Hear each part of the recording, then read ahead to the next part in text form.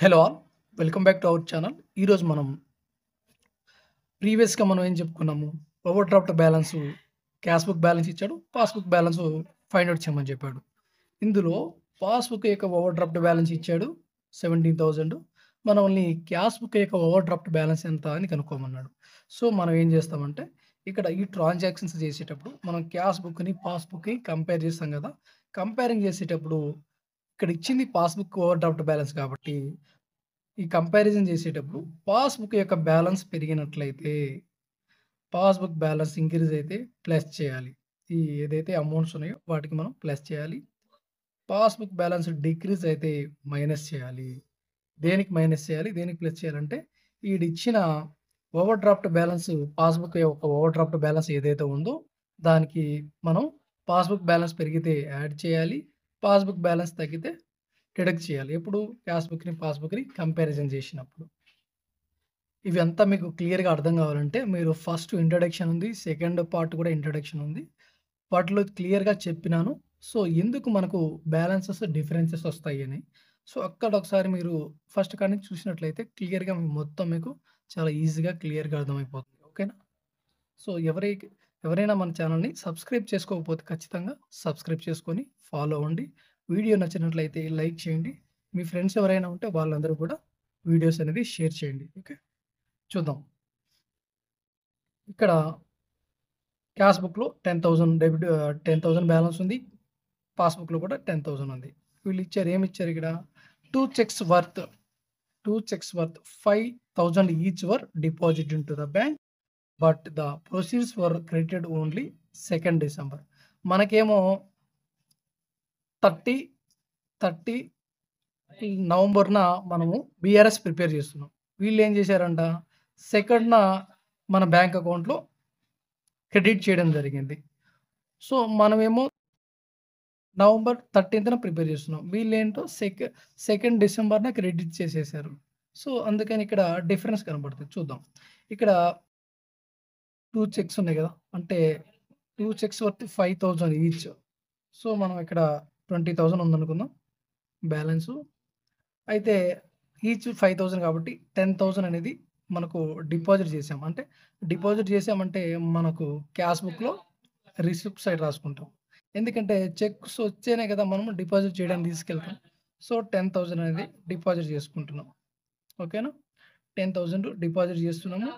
So, deposit చేయడం వల్ల cash book balance అనేది ఇంక్రీజ్ అయితుంది. ఇక్కడ ఏం చేశాడు 30 నవంబర్ 30 లోపు వాళ్ళు క్రెడిట్ చేయలేదు మనకు. 13థ్ నవంబర్‌లో క్రెడిట్ 13థ్ నవంబర్‌లో క్రెడిట్ చేయకుండా సెకండ్‌న వాళ్ళు క్రెడిట్ చేయడం జరిగింది. సో, మనం ప్రిపేర్ చేసేది 13థ్ 11థ్ కాబట్టి సో, అప్పటికి ఇంకా క్రెడిట్ చేయలేదు. సో, బ్యాలెన్స్ అనేది 20,000 అలానే ఉంటది. ఇక్కడేమో క్యాష్ బుక్ బ్యాలెన్స్ అనేది ఇంక్రీజ్ అయిపోయింది. సో, ఈ రెండిట్లో కంపేర్ చేసుకుంటే ఇక్కడ 30,000 క్యాష్ బుక్‌లో ఉంది. పాస్‌బుక్‌లో 20,000 మాత్రమే ఉంది.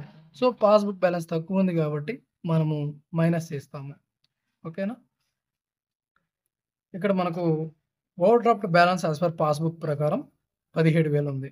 ఓకే. మనం ఇక్కడ ఈ అమౌంటు పాస్‌బుక్‌లో బ్యాలెన్స్ అనేది తక్కువగా ఉంది కాబట్టి మనము లెస్ చేసుకోవాలి. Minus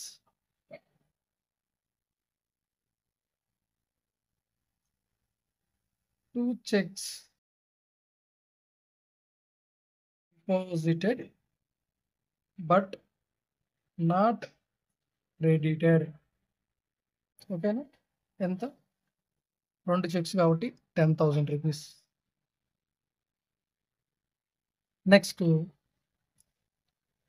3 checks for 3,000, 1,500, 500 were 3 checks was issued to వీళ్ళందరికీ. శ్రీ శంకరయ్యకి, వెంకటరమణకి, సత్యనారాయణకి అయితే మనము చెక్స్ ఇష్యూ చేసాము. Were not encashed at the bank up to 13థ్ నవంబర్. వాళ్ళకేమో చెక్స్ ఇచ్చేసాం మనము. చెక్స్ ఇష్యూ చేసేసాము. చెక్స్ ఇష్యూ చేయడం వల్ల ఏమైందంటే, వాళ్ళు దాన్ని ఈ మంత్‌లో అంటే నవంబర్ మంత్ లోపు 30 లోపు వాళ్ళు చెక్స్ డిపాజిట్ వాళ్ళ చెక్స్ ఎన్‌కాష్ చేసుకోకుండా వాళ్ళ దగ్గర ఉంచుకున్నారు. ఆ చెక్స్‌ని డిపాజిట్ చేసుకొని వాళ్ళ క్యాష్‌ననేది వాళ్ళ బ్యాంక్ అకౌంట్‌కి ట్రాన్స్‌ఫర్ చేసుకోకుండా, అలానే చెక్స్‌ని డిపాజిట్ చేసుకోకుండా అలానే ఉంచుకున్నారు. సో, అలానే ఉంచుకోవడం వల్ల ఏమవుతుంది, ఇక్కడేమో మనం చెక్స్ ఇష్యూ చేసేసాము. 3,000 1500 మొత్తం వచ్చేసి 4500, 5000 వీటి మూడిటి వాల్యూ 5000కి సంబంధించిన చెక్స్ మనం ఇష్యూ చేసేసాము. ఇష్యూ చేయడం వల్ల ఇక్కడ 20,000 ఉంది. ఇక్కడ ఏమవుతుంది, వాళ్ళు ఇంకా దాన్ని ఆహ్, ఇంకా వాళ్ళు ఎన్‌క్యాష్ చేసుకోలేదు. అంటే వాళ్ళు ఒకవేళ ఎన్‌క్యాష్ చేసుకొని డిపాజిట్ చేసుకున్నారనుకోండి. బ్యాంక్‌కెళ్ళి వాళ్ళు దాన్ని చెక్స్‌ని క్యాష్ లాగా కన్వర్ట్ చేసుకుంటే అప్పుడు ఇక్కడ తీసేసేవాళ్ళం. ఎంత 5000 వాల్యూ మనము డిడక్ట్ చేసేవాళ్ళం పేమెంట్ సైడ్‌న. సో, వాళ్ళు ఇంకా తీసుకోలేదు కాబట్టి ఇక్కడ ఈ రెండిటితో కంపేర్ చేస్తే 20,000 నుంచి 5,000 పోతే ఇంకా పేమెంట్ సైడ్ 5,000 వెళ్ళిపోయింది. 20,000 ఇక్కడ డెబిట్ సైడ్ ఉంది కదా! మొత్తం ఇక్కడ 15,000 ఉంటుంది. ఇక్కడేమో 20,000 అంటే పాస్‌బుక్ వాల్యూ అనేది ఎక్కువుంది comparing cash book. So, passbook ఎక్కువుంటే మనం ప్లస్ చేయాలి. ఓకేనా? 3 చెక్స్ ఇష్యూడ్. 3 చెక్స్ ఇష్యూడ్ కదా! 3 చెక్స్ ఇష్యూడ్ బట్ నాట్ ఎన్‌క్యాష్డ్. అంటే వాళ్ళు దాన్ని క్యాష్ చేసుకోలేదు. అంటే డిపాజిట్ చేసుకోలేదు అట్ ద బ్యాంక్. సో, ఎంత అమౌంట్ వీళ్ళ ముగ్గురిది కలిపి 5,000. ఓకేనా? వాళ్ళ పేర్లు రాయాలి. బట్ నేను రాయట్లేదు. 5,000. ఓకే. వీళ్ళు ఉన్నారు కదా ముగ్గురు. శంకరయ్య, శ్రీ వెంకటరమణ, సత్యనారాయణ వీళ్ళ ముగ్గురు అమౌంట్లు కలిపి 5,000 రూపీస్. ఓకేనా? నెక్స్ట్ ఇంకోటేముంది? Bank charged 500 being collection charges on some cheques but the amount was not entered in cash book as yet. అయితే బ్యాంక్ చార్జ్ 500 అయితే బ్యాంక్ అయితే చార్జ్ చేసింది. Being collection charges. ఓహో! కలెక్షన్ చార్జెస్ లాగా ఈ 500 అనేది వాళ్ళు బ్యాంకోళ్ళు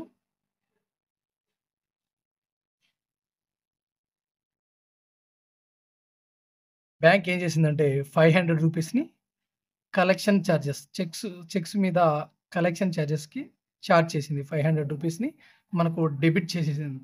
ఇక్కడ ఇక్కడ పాస్‌బుక్‌లో 500 రూపీస్‌ని డెబిట్ చేసేసింది. సో, ఆ విషయం మనకు తెలీదు.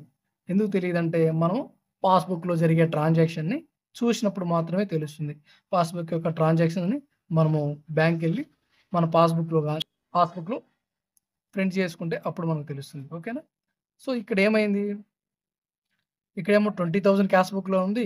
ఇక్కడేమో 20,000 పాస్‌బుక్‌లో ఉంది. కానీ 500 అనేది పేమెంట్ సైడు మనం పే చేసేసాము. బ్యాంక్ వాళ్ళు మన అకౌంట్‌లోంచి 500 డిడక్ట్ చేసేసారు.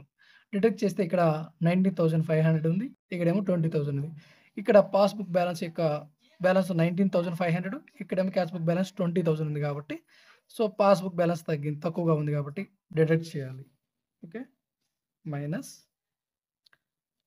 ఏం చేస్తామంటే ఇక్కడ bank charged charges bank charged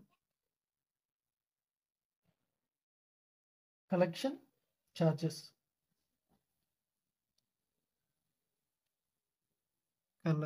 collection charges అని చెప్పేసి అసలు ఎంత 500 రూపీస్ కదా! Next a cheque for 2,000 was received from next వచ్చేసి a cheque for 2,000 was received from Miss Madhavi and recorded in cash book but it was forgotted to be sent to the bank. ఓకేనా? ఇప్పుడు ఏమైందంటే ఇక్కడ check అనేది ఇక్కడ ఏమైందంటే check అయితే 2,000 రూపాయలు చెక్ రిసీవ్ చేసుకుంది. ఎవరి నుంచి రిసీవ్ చేసుకున్నాము? ఎవరి నుంచి అంటే మాధవి నుంచి. కానీ క్యాష్ బుక్‌లో రికార్డ్ చేసుకున్నాం. But it was forgot to send to the bank అని. అంటే అది మనం క్యాష్ బుక్‌లో అయితే రికార్డ్ చేసుకున్నాం చెక్ వచ్చినట్టు. బట్ బ్యాంక్‌కి తీసుకెళ్ళి మనం దాన్ని క్యాష్ చేసుకోలేదు. సో, అది మన దగ్గరే ఉంది. సో, మన దగ్గరే ఉంటే ఏమవుతుంది? 2,000 రూపాయలు మనం ఇక్కడ 2,000 రూపాయలు అనేది డెబిట్ సైడ్ క్యాష్ బుక్‌లోకి వచ్చినట్టు రాసుకున్నాము. ఇక పాస్‌బుక్‌లోనేమో మనం అక్కడికెళ్ళి పాస్‌బుక్‌లో చెక్ తీసుకెళ్ళి బ్యాంక్‌లో ఇవ్వలేదు. బ్యాంక్‌లో ఇవ్వకపోవడం వల్ల ఏమవుతుంది? పాస్‌బుక్‌లో బ్యాలెన్స్ అనేది అంతే ఉంటుంది. ఒకవేళ చెక్ బ్యాంక్‌లో ఇచ్చుంటే ఇంక్రీజ్ అయ్యేది ఆ 2,000 అనేది. ఓకేనా? సో, అలా చేయకపోవడం వల్ల ఆ 20,000 అలానే ఉండిపోయింది. బట్ ఇక్కడ క్యాష్ బుక్‌లో 2,000 అనేది ఇంక్రీజ్ అయింది. సో, క్యాష్ బుక్‌లో ఇక్కడ పాస్‌బుక్‌లో బ్యాలెన్స్ తక్కువగా ఉంది కంపేరింగ్ క్యాష్ బుక్. సో, పాస్‌బుక్‌లో తక్కువగా ఉంటే మనం మైనస్ చేయాలి దాన్ని. ఓకేనా? ఏమని రాయాలి ఇక్కడ? Checks check received, check received but not sent to the bank. But not sent to bank. Okay. ఎంత? 2000. ఓకేనా? Next fifth one. The bank credited 200 on account of interest received on a bill sent for collection, but no intimation was sent. ఓకేనా? ఇక్కడ bank ₹200 మన అకౌంట్‌కి credit చేసిందంట. ఎందుకు credit చేసిందంటే interest received on bills మీద వచ్చిన ఇంట్రెస్ట్‌ని ₹200 బ్యాంకు మన అకౌంట్‌లో క్రెడిట్ చేసింది. ఓకేనా? సో, 200ని క్రెడిట్ చేసింది ఇక్కడ బ్యాంకు. సో, ఇప్పుడేమైంది? క్యాష్ బుక్‌లో ఏమో ఆ ఇన్ఫర్మేషన్ మనకు తెలీదు కాబట్టి మనం ఎంటర్ చేయలేదు. సో, ఇక్కడ ఏమవుతుంది? పాస్‌బుక్ యొక్క బ్యాలెన్స్ అనేది 20,200కి పోతుంది. ఇక్కడ క్యాష్ బుక్‌లో 20,000 అంతే ఉంటుంది కాబట్టి పాస్‌బుక్ యొక్క బ్యాలెన్స్ పెరిగింది కాబట్టి మనము యాడ్ చేయాలి. ఈ అమౌంట్‌ని 17,000కి యాడ్ చేయాలి. సో, యాడ్ దగ్గర రాసుకుంటాం. బ్యాంక్ క్రెడిటెడ్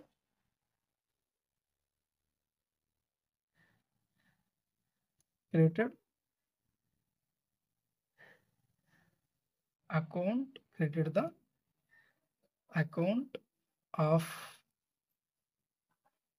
interest received అని చెప్పేసి మనం రాస్తాం. సో, ఇంట్రెస్ట్ రిసీవ్డ్ ఎంతంటే ₹200.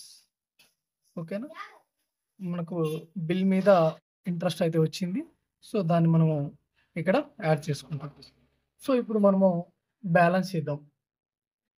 ఇక్కడ 500, 200, 700 ఇక్కడ 5,000 ఒక 200 కదా! 5,200 ఇక్కడ 5,200. సో, 5,200 ఇదెంత మొత్తం? 17 ఒక 5 వచ్చి 21,000. 22,200 అండి. ఈ 22,000లో నుంచి ఇది కూడా మనం తీసివేయాలి. ఇదెంత? 2,000 12,500. 12,500ని మనం తీసివేస్తే 12,500ని మనం తీసివేస్తే వచ్చేది ఇక్కడ మనకు తీసేస్తే ఎంతొస్తుంది? 00. 12లో నుంచి 5 పోతే 7. ఇక్కడ 11 నుంచి 2 పోతే 9. ఇక్కడ 9,700. ఇదేంటి మనకు over draft balance as per cash book. ఇది అండి. క్యాష్ బుక్‌లో మనకు ఎంత ఓవర్ డ్రాఫ్ట్ బ్యాలెన్స్ ఉందని మనకు ఈ విధంగా తెలుస్తుంది. ఓకేనా? సో, ఇలాంటి వీడియోస్ కోసమైతే మన ఛానల్‌ని ఖచ్చితంగా సబ్స్క్రైబ్ చేసుకోండి. వీడియో నచ్చినట్లయితే తప్పకుండా లైక్ చేయండి. ఓకే. మీరు లైక్ చేయడం వల్ల ఈ వీడియో అనేది ఎక్కువ మందికి యూట్యూబ్ అనేది రికమెండ్ చేస్తుంది. ఓకేనా? లైక్ చేయడం వల్ల ఎటువంటి నష్టం ఉండదండి. చాలా దానివల్ల ఎక్కువ మందికి రీచ్ అయ్యే అవకాశం ఉంటుంది కాబట్టి ఖచ్చితంగా మీరు ఈ వీడియోని లైక్ చేయండి. మీ ఫ్రెండ్స్ ఎవరైనా ఉంటే వాళ్ళకి కూడా ఈ వీడియోని షేర్ చేయండి. థ్యాంక్ యూ అండి. ఇలాంటి అప్డేట్స్ కోసం మన ఛానల్‌ని ఫాలో అవ్వండి. Thank you. Thanks for watching.